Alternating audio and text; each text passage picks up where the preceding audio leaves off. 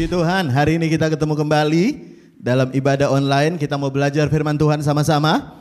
Lihat Lukas pasal yang pertama ayat yang ke-28 mulai. Sekali lagi, Lukas pasal yang pertama di ayat yang ke-28 mulai. Ada beberapa ayat yang kita baca. Firman Tuhan berkata demikian.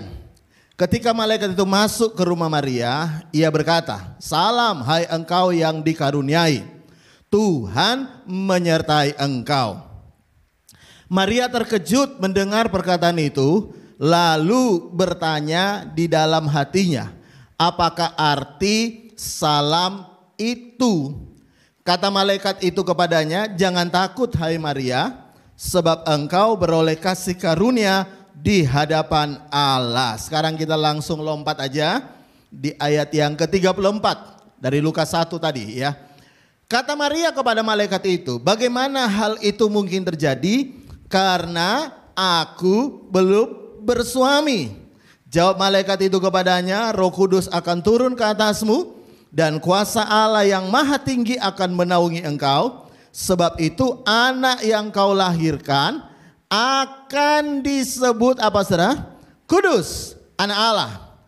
Dan 36, "Dan sesungguhnya Elisabet sanakmu itu pun ia sedang mengandung seorang anak laki-laki pada hari tuanya, dan ini adalah bulan yang ke-6 bagi dia yang disebut mandul itu." 37 terakhir baca sama-sama ya, yang di rumah ayo baca sama-sama. 2, 3. "Sebab bagi Allah tidak ada yang mustahil." Yang percaya firman Tuhan sama-sama katakan amin. Yang pertama, ketika malaikat datang memberikan salam, Maria bertanya, yang pertama, apa arti salam itu? Dia tanya apa artinya? Apa artinya? Ya. Yang kedua adalah di ayat 34, Maria bertanya ketika malaikat berkata, "Engkau akan mengandung." Lalu Maria bertanya, bagaimana mungkin itu bisa terjadi? Bagaimana caranya? Gak mungkin bisa terjadi, atau bagaimana mungkin bisa terjadi karena aku belum bersuami, di ayat 34 tadi ya. Nah, ada dua pertanyaan. Nah, saya akan bahas yang pertama lebih dulu. Dia bertanya apa artinya? Ya. Manusia ini saudara tahu adalah makhluk yang suka kepo ya, pengen tahu ya. Makanya begini ya, tukang ramal itu laku. Tukang gua mia laku karena pengen tahu akan apa yang akan terjadi dalam hidupnya, tentang rumah tangganya, tentang nasibnya, tentang segala sesuatu yang terjadi dalam hidupnya ya. Nah Maria juga tanya apa artinya? Apa artinya? Ya. Tapi yang menarik perhatian saya adalah begini ya. Yang pertama begini ya. Tidak semua apa yang Anda pengen tahu Tuhan kasih tahu. Garis bawahi dulu itu. Tidak semua apa yang Anda pengen tahu Tuhan kasih tahu. Tapi apa yang harus Anda tahu, Tuhan akan beritahu. Ya. Sekali lagi, tidak semua apa yang Anda pengen tahu diberitahu Tuhan. Ya. Tapi apa yang Anda harus tahu, Tuhan akan beritahu. Yang kedua, lihat jawaban malaikat ketika Maria bertanya apa gitu. Malaikat kemudian di ayat 30 menjawab begini, "Jangan takut, ya, hai Maria." Loh, saya tanya, Maria kan tadi nanya apa arti?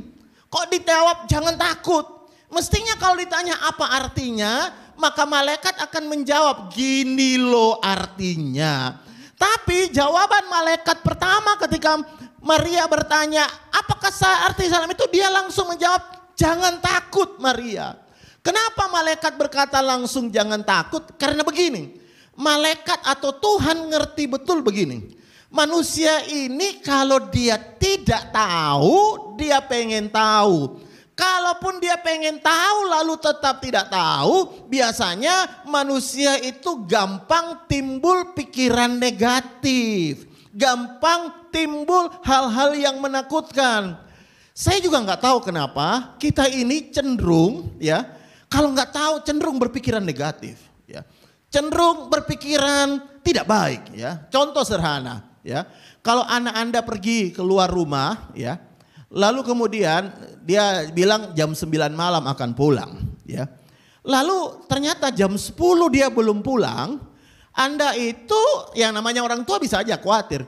Tapi kadang-kadang karena kita tidak tahu keberadaannya dia, apalagi di telepon tidak bisa nyambung, kita langsung berpikir negatif. Padahal kita nggak tahu. Nah, kita langsung berpikir, waduh jangan-jangan dia kecelakaan, waduh jangan-jangan dia ada masalah, waduh jangan-jangan ini. Padahal mungkin ada hal yang lain. Ya. Nah perhatikan, kita tidak tahu tapi kita cenderung berpikir negatif.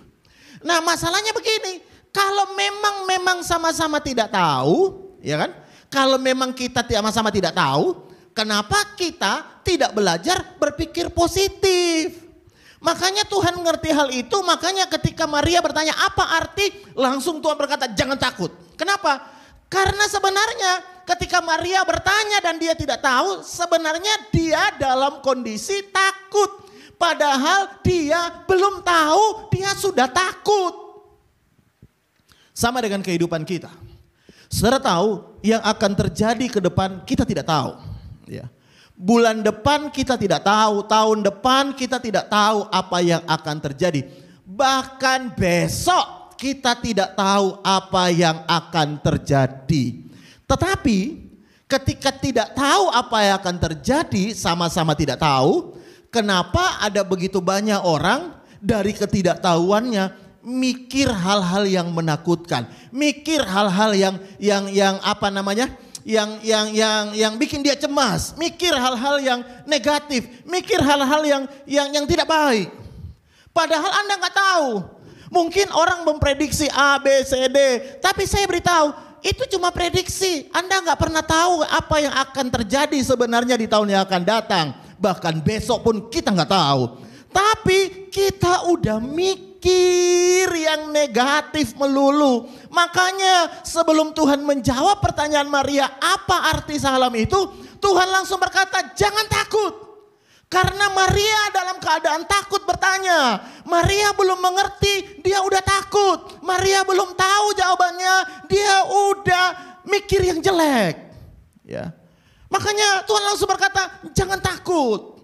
Saya mau beritahu kepada saudara, hidup ini penuh misteri. Ya.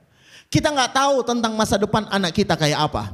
Tapi kalau engkau tidak tahu, jangan berpikir negatif.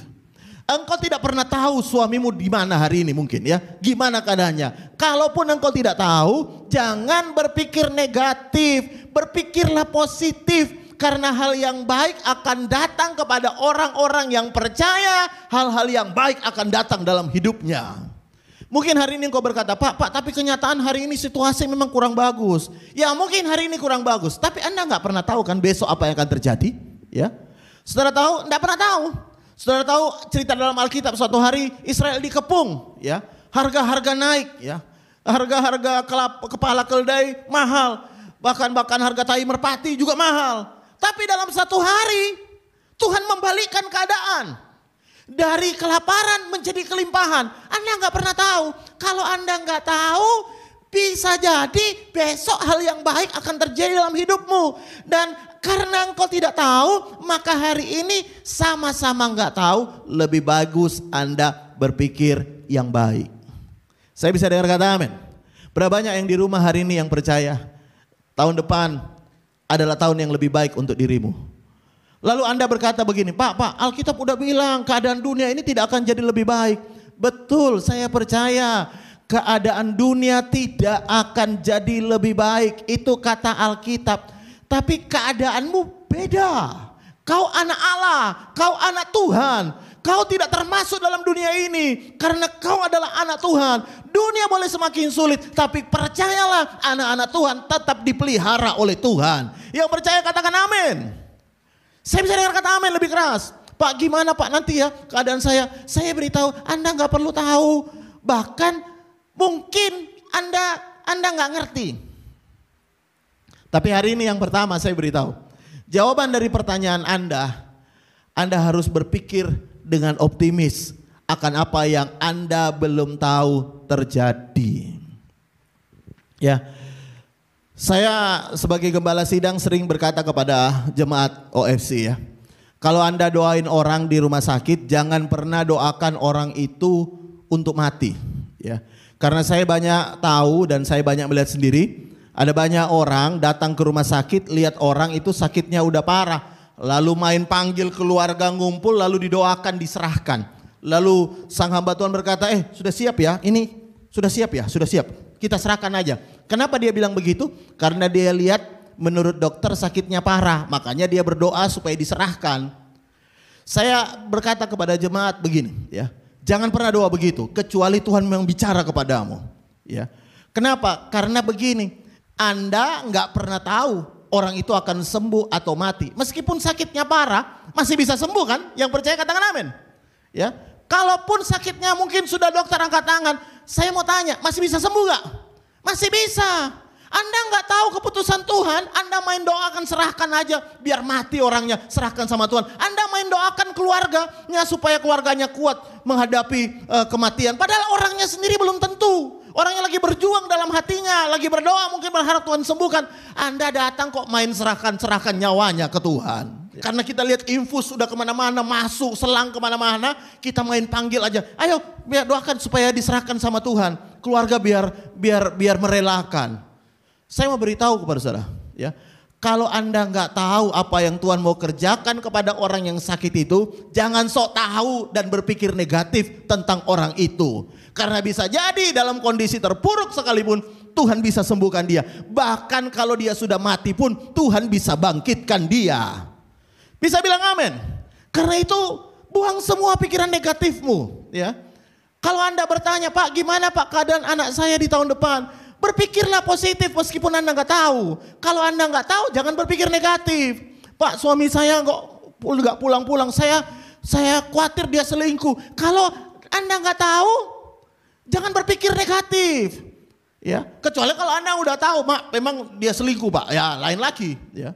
Tapi kalau Anda nggak tahu tentang masa depan, tentang apa yang akan terjadi, ekonomi bagaimana, sakitmu gimana, berpikirlah positif. Tuhan berkata, jangan takut untuk segala sesuatu yang engkau belum tahu, engkau tidak tahu. Percaya Tuhan ada di sana menolong engkau, memberikan engkau kasih karunia. Yang percaya katakan amin. Ya, itu yang pertama. Yang kedua, ayat 34. Ini penting sekali ya. Ayat 34, Maria bertanya begini, bagaimana hal itu terjadi? Karena aku belum bersuami. Ya. Jadi dia tanya, bagaimana aku bisa hamil? Bagaimana? Ya, sama dengan pertanyaan kita kan. Kita dengar firman Tuhan, kamu akan diberkati Tuhan. Anda mulai tanya, iya bagaimana caranya Pak? Hari ini kondisi kayak gini, gimana caranya? Bagaimana caranya? Kalau Anda dengar firman Tuhan, hidupmu akan terpelihara Tuhan. Iya saya tahu, tapi bagaimana caranya? Pekerjaan saya akan dipulihkan Tuhan. Iya saya tahu, tapi bagaimana caranya? Rumah tangga saya akan dipulihkan. Bagaimana caranya? Ya. Kalau pertama tadi kita akan bertanya artinya, ya. Pak, yang sedang terjadi apa artinya? Aku pengen tahu apa arti akan terjadi bulan ini, bulan akan datang, apa yang akan terjadi. Tapi yang kedua kita akan bertanya gimana caranya? Bagaimana caranya? Bagaimana Tuhan memulihkan keadaan saya? Bagaimana Tuhan memulihkan ekonomi saya? Bagaimana Tuhan mau sembuhkan sakit saya? Bagaimana Pak? Bagaimana?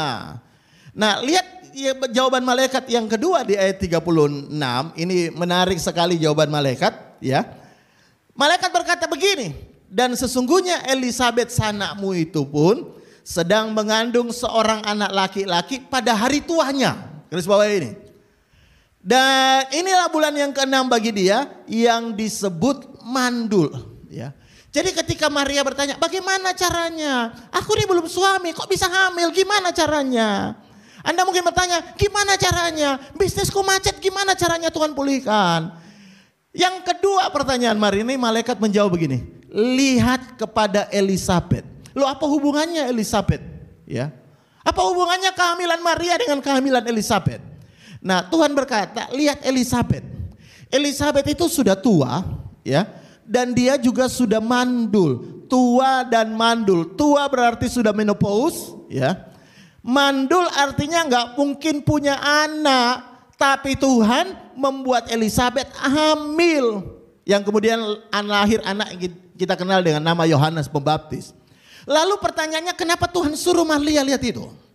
Sebenarnya sederhana saja. Ketika Maria bertanya, bagaimana mungkin, bagaimana mungkin, bagaimana mungkin? Tuhan tunjukkan, lihat perbuatan ajaib Tuhan yang Tuhan sudah lakukan kepada Elisabet. Dengan kata lain, kalau Anda bertanya, nggak mungkin, bagaimana mungkin, bagaimana caranya? Tuhan suruh engkau lihat hal-hal ajaib yang Tuhan sudah kerjakan atas hidup orang lain atau atas hidupmu sendiri. Makanya Tuhan bilang, lihat Elisabet, dia tua, dia mandul, bisa hamil. Tidak ada yang mustahil bagi Tuhan. Kenapa engkau mempertanyakan bagaimana mungkin? Bagaimana caranya? Bukankah Tuhan bisa lakukan keajaiban dalam hidup orang lain? Tuhan juga bisa lakukan keajaiban dalam hidupmu. Makanya Tuhan lewat malaikatnya bilang kepada Maria, lihatan itu, lihat Elisabet, dia udah tua, udah tuir, udah menopause, udah mandul. Suaminya Zakaria juga udah tua, tapi dia masih bisa hamil oleh kuasa Tuhan yang luar biasa. Makanya ada lagu berkata, kalau lain ditolong, saya percaya saya juga bisa ditolong. Ya, kata teman saya itu lagu iri hati. Ya, mungkin itu lagu iri hati menurut beberapa orang. Tapi sebenarnya itu lagu adalah sebuah ungkapan bahwa tidak ada yang mustahil bagi Tuhan. Kalau Tuhan bisa pulihkan orang lain, maka Tuhan juga bisa pulihkan saya. Kalau Tuhan bisa sembuhkan orang lain, maka Tuhan juga bisa sembuhkan saya. Kalau Tuhan bisa pulihkan rumah tangga orang lain, maka Tuhan juga bisa pulihkan saya. Tuhan berkata kepada Maria, lihat Elisabet, kalau aku bisa buat yang mandul aja bisa hamil, aku bisa buat yang menopause bisa hamil, perawan juga bisa hamil oleh karena kuasa Tuhan. Ya, lalu jangan Anda, kalau gitu anak saya yang perawan jangan-jangan oleh Roh Kudus. Enggak, sekali seumur hidup Tuhan lakukan hanya kepada Maria. Ya, kalau anakmu masih perawan kok hamil Pak, jangan-jangan dari Roh Kudus. Bukan, itu mungkin dari pacarnya. Ya, jadi jelas bukan dari Kudus. Katakan amin. Bisa bilang amin, ya. Karena itu hari ini dengarkan baik. Apa pertanyaanmu hari ini? Pak, gimana Pak masa depan saya? Tuhan berkata, jangan takut. Pak, gimana anak-anak saya? Tuhan berkata, jangan takut. Pak, gimana bisnis saya? Tuhan berkata, jangan takut. Sebab engkau beroleh kasih karunia. Seperti halnya Tuhan berkata kepada Maria, sebab engkau beroleh kasih karunia, saya percaya kita semua sudah memperoleh kasih karunia lewat karya Kristus di atas kayu salib. Katakan amin. Kalau Anda mungkin berkata, gimana caranya? Bagaimana mungkin Pak? Dia udah divonis dokter, katanya dokter gak mungkin bisa sembuh. Kalau Anda bertanya begitu, maka lihat orang lain yang mungkin punya sakit yang sama, bahkan lebih parah, bisa Tuhan sembuhkan. Kalau Anda berkata, Pak bagaimana mungkin Pak? Suaminya udah selingkuh 10 kali, gak mungkin. Tuhan berkata, lihat orang lain yang Tuhan sudah kerjakan. Tuhan bisa lakukan mujizat dalam hidupnya. Pak bagaimana mungkin Pak, bisnis saya udah hancur-hancuran Pak, utang-utang perusahaan, utang saya udah banyak Pak, bagaimana mungkin? Percaya, lihat orang lain. Memang saya tahu tidak mudah caranya sampai bisa selesai, tapi saya mau beritahu, paling tidak sebelum Tuhan selesaikan, Tuhan pengen Anda dulu punya keyakinan, percaya bagi Tuhan tidak ada yang mustahil. Yang percaya katakan amin. Sekali lagi, bagi Tuhan tidak ada yang mustahil.